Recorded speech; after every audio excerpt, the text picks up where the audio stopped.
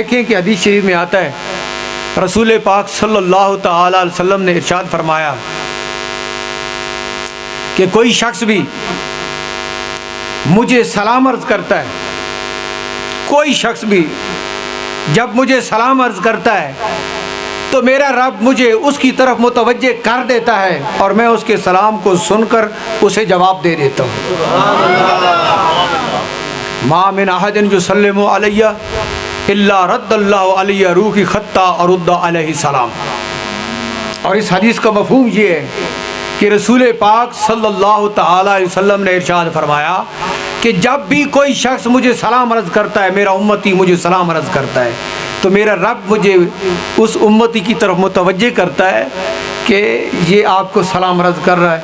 تو میں اس کے سلام کو سن کر جواب دے دیتا ہوں۔ تو اللہ سنا سکتا ہے، نبی پاک علیہ السلام ارشاد فرماتے ہیں کہ میرا رب مجھ کو سناتا ہے، تو اب پیچھے کون سا ابہام رہ گیا، پیچھے کون سی مشکل رہ گئی؟ رب سنا سکتا ہے اور نبی پاک علیہ السلام سن سکتے